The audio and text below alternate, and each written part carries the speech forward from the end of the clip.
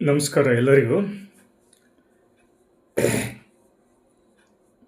ನಾನಿವತ್ತು ಶ್ರಮವೇ ಸಾಧನೆಯ ಆದಿ. ನಮ್ಮ ಶ್ರಮ ಎಷ್ಟಾಗ್ತೀವೋ ಅಷ್ಟು ಪ್ರತಿಫಲ ನಮಗೆ ಸಿಗುತ್ತದೆ ಎಂಬುದನ್ನು ಎರಡು ಮಾತುಗಳನ್ನ ನಿಮ್ಮ ಮುಂದೆ ಪ್ರಸ್ತಾಪ ಮಾಡ್ತಿದ್ದೀನಿ. ಶ್ರಮ ಇಲ್ಲದಲ್ಲೇ ನಾವೇನು ಮಾಡೋಕ್ಕಾಗೋದಿಲ್ಲ. ಶ್ರಮ ಹಾಕಲೇಬೇಕು. ಇಲ್ಲಾಂದರೆ ನಾವು ಸುಮ್ಮನೆ ಕೂತ್ಕೊಂತೀವಿ, ಅದೃಷ್ಟ ನಮಗೆ ಒಲ್ದು ಬರುತ್ತೆ, ಆ ದೇವರು ನಮಗೆ ನಮ್ಮ ಮುಂದೆನೇ ಎಲ್ಲ ತಂದು ಬಿಡ್ತಾನೆ ಅನ್ನೋದು ಸುಳ್ಳು. ಅದು ಪ್ರತಿಯೊಂದು ಕೆಲಸಕ್ಕೆ ನಮ್ಮ ಸಾರ್ಥಕತೆಯ ಶ್ರಮ 100% ಹಾಕಲೇಬೇಕು. ಆವಾಗ ಅದರ ಪ್ರತಿಫಲ ನಮಗೆ ಸಿಗೋದಕ್ಕೆ ಸಾಧ್ಯ, ಇಲ್ಲಾಂದರೆ ಯಾವುದೂ ಸಿಗೋದಿಲ್ಲ. ಹಾಗೆ ನಮ್ಮ ಶ್ರಮ ಹಾಕಿದರೆ ನಮ್ಮ ಸಾಧನೆಯ ಹಾದಿ ತೆರೆದುಕೊಳ್ಳುತ್ತದೆ ಅನ್ನುವ ಮಾತನ್ನು ನಾನಿವತ್ತು ನಿಮ್ಮ ಮುಂದೆ ಪ್ರಸ್ತಾಪ ಮಾಡ್ತಾಯಿದ್ದೀನಿ. ಅದಕ್ಕಿಂತ ಮುಂಚಿತವಾಗಿ ನಮ್ಮ ಕನಕದಾಸರು ಒಂದು ಮಾತು ಹೇಳ್ತಾರೆ. ನಾನು ನಾನು ನೀನು ಎನ್ನದಿರು, ನಾನು ನೀನು ನಾನು ನಾನು ಎನ್ನದಿರು ಹೀನಮಾನವ, ನಿನ್ನ ಜ್ಞಾನದಿಂದ ನಿನ್ನ ನೀನೇ ತಿಳಿದು ನೋಡಲೆ, ನಿನ್ನ ಜ್ಞಾನದಿಂದ ನಿನ್ನನ್ನೇ ನೀನು ತಿಳಿದು ನೋಡಲು ಹೆಣ್ಣು ಹೊನ್ನು ಮಣ್ಣು ಮೂರು ನಿನ್ನದಲೇನೋ, ಅನ್ನದಿಂದ ಬಂದ ಕಾಮ ನಿನ್ನದೇನೋ, ಕರ್ಣದಿಂದ ಬರುವ ಘೋಷ ನಿನ್ನದೇನೋ, ನಿನ್ನ ಬಿಟ್ಟು ಹೋಗುವ ದೇಹ ನಿನ್ನದೇನೋ. ನಮ್ಮ ಕನಕದಾಸರು ಒಂದು ಮಾತನ್ನು ಹೇಳ್ತಾರೆ. ನಾನು ನೀನು ಎನ್ನದಿರು ಹೀನಮಾನವ, ನಿನ್ನ ಜ್ಞಾನದಿಂದ ನಿನ್ನನ್ನು ನೀನೇ ತಿಳಿದುಕೋ ಮಾನವ,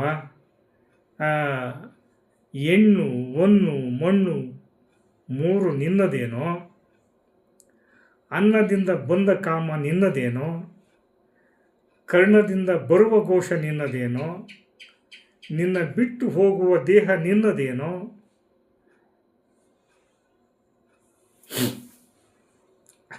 ಎಷ್ಟು ಚಂದ ಇದೆ ಅಲ್ವಾ? ಯಾವುದು ನನ್ನದಲ್ಲ, ನಮ್ಮದೇನಿದೆ ಈ ಭೂಮಿ ಮೇಲೆ? ನಥಿಂಗ್, ಏನೂ ಇಲ್ಲ. ಅದನ್ನೆಲ್ಲ ಅಂದ್ಕೊಂಬೇಡ, ಶೂನ್ಯ ಅದು. ನೀನು ಹೋಗುವಾಗ ಯಾವುದು ನಿನ್ನದಲ್ಲ. ಏನಕ್ಕೆ ಈ ಭೂಮಿ ಮೇಲೆ ಇರೋಕೆ ನಾನು ನಾನು ನಾನು ನಾನು ನೀನು ನೀನು ನೀನು ಯಾಕೆ ಒಯ್ದಾಡ್ತೀಯೋ ಹೀನಮಾನವ ಅನ್ನೋ ಮಾತನ್ನು ಭಾಳ ಸೊಗಸಾಗಿ ಆಡಿದ್ದಾರೆ. ಇದನ್ನು ನಾವು ಅರ್ಥ ಮಾಡ್ಕೊಂಬಿಟ್ರೆ ನಾವು ನಿಜವಾಗಿ ಮನುಷ್ಯರಾಗ್ತೀವಿ, ಇಲ್ಲಾಂದ್ರೆ ಆಗೋದಿಲ್ಲ. ಅರ್ಥ ಮಾಡಿಕೊಳ್ಳೋದಿಲ್ಲ ಬಿಡ್ರಿ. ಇದು ಮನುಷ್ಯನ ಧರ್ಮ, ಅದು ಮನುಷ್ಯನ ಭಾವನೆ, ಅದು ಅರ್ಥ ಆಗೋದು ಇಲ್ಲ ಅನ್ನುವ ಸೂಕ್ತಿಯನ್ನು ನಿಮ್ಮ ಮುಂದೆ ಹೇಳುತ್ತಾ ನಾನು ಇವತ್ತು ಆ ಶ್ರಮದ ಬಗ್ಗೆ ಎರಡು ಮಾತನ್ನು ಹೇಳೋದಕ್ಕೆ ಇಷ್ಟ. 12ನೇ ಶತಮಾನದಲ್ಲಿ ಬಸವಣ್ಣನವರು ಹೇಳಿದರು, ಕಾಯಕವೇ ಕೈಲಾಸ ಅಂತಂತೇಳಿ ಅಲ್ವಾ? 12ನೇ ಶತಮಾನದಲ್ಲೇ ಹೇಳಿದರು, ಕಾಯಕವೇ ಕೈಲಾಸ. ಆಸಕ್ತಿಗಳು ಕ್ಷೇತ್ರವು ವಿಭಿನ್ನವಾಗಿರುತ್ತದೆ. ಆ ಒಂದು ಚೌಕಟ್ಟಿನಲ್ಲಿ ತನ್ನ ಆದರ್ಶವನ್ನು ಪಾಲಿಸುತ್ತಾ ತಮ್ಮ ಗುರಿಯನ್ನು ಮುಟ್ಟಬೇಕಾಗುತ್ತದೆ. ಆ ವಿಚಾರಗಳನ್ನು, ಅನೇಕ ಕೆಟ್ಟ ವಿಚಾರಗಳಿಂದ ನಾವು ದೂರ ಇರಬೇಕು. ನಮ್ಮ ದೇಹದ ರೋಮವು ನರಗಳಲ್ಲಿ ಆ ಸುಪ್ತ ಚೈತನ್ಯವನ್ನು ಬಡಿದೆಬ್ಬಿಸಿ ನಾವು ಗುರಿಯತ್ತ ಸಾಗಬೇಕು, ಗುರಿ ನೋಡಬೇಕು ಮುಂದೆ. ಇದು ನಮ್ಮ ಒಂದು ವ್ಯಕ್ತಿತ್ವದ ಮ್ಯಾನರಿಸಮ್ ಅನ್ನು ಸೂಚಿಸುವ ಒಂದು ಸೂಕ್ತವಾದ ಒಂದು ಪಾಠ ಇದು. ಇದನ್ನು ನಾವು ಅಳವಡಿಸಬೇಕು. ಜೀವನದಲ್ಲಿ ಸಾಧನೆ ಅಷ್ಟು ಸುಲಭದ ಮಾತಲ್ಲ. ಶ್ರಮಿಸಬೇಕು. ಈ ಜನ್ಮವೆತ್ತಿದ ಮನುಷ್ಯರ ಅನೇಕ ಜನಗಳಲ್ಲಿ ಅನೇಕ ವ್ಯತ್ಯಾಸಗಳಿವೆ. ಮಾತು, ಕೃತಿ, ಸಂಸ್ಕಾರ, ಸಂಸ್ಕೃತಿ, ಬೆಳೆದ ಪರಿಸರ, ಗುಣ, ಸ್ವಭಾವ, ಬುದ್ಧಿಶಕ್ತಿ, ದೇಹಶಕ್ತಿ, ಸಾಮರ್ಥ್ಯಗಳಲ್ಲಿ ಅನೇಕ ಗಮನಾರ್ಹವಾದ ವ್ಯತ್ಯಾಸವನ್ನು ನಾವು ಕಾಣಬೇಕಾಗುತ್ತದೆ. ಹಿಡಿದ ಕಾರ್ಯವನ್ನು ಸಾಧಿಸಿ ಗುರಿಯನ್ನು ಮುಟ್ಟಿ ನಾವು ಗೆಲ್ಲಬೇಕು. ಅದಕ್ಕೆ ನಮ್ಮ ಪರಿಶ್ರಮ ಬಹಳ ಮುಖ್ಯವಾಗಿರುತ್ತೆ. ಆ ಪರಿಶ್ರಮ ಇಲ್ಲದೆ ನಾವೇನು ಮಾಡೋಕ್ಕಾಗೋದಿಲ್ಲ. ಇಂಥ ಒಂದು ಸಂದರ್ಭದ ಹಾದಿಯಲ್ಲಿ ಅನೇಕ ಸಂಶಯಗಳು, ಸಂದೇಹಗಳು ನಮ್ಮನ್ನು ದುರ್ಬಲಗೊಳಿಸುತ್ತವೆ. ಅಂಥ ಒಂದು ಸಂದರ್ಭದಲ್ಲಿ ಸಂಶಯಗಳನ್ನು, ಸಂದೇಹಗಳನ್ನು, ನಡುವೆ ಈ ಕಿರುಕುಳಗಳನ್ನು ಮೆಟ್ಟಿ ನಿಂತು ನಾವು ಆಚೆ ಹೋಗಬೇಕು. ಅದಕ್ಕೆಲ್ಲ ಸೆಲ್ಫ್ ಕಾನ್ಫಿಡೆನ್ಸ್, ಸ್ವಇಚ್ಛೆ, ಛಲ ಅದು ಬೇಕು ಮನುಷ್ಯನಿಗೆ. ಅದಿಲ್ಲದೆ ನಾವೇನು ಮಾಡೋಕ್ಕಾಗೋದಿಲ್ಲ.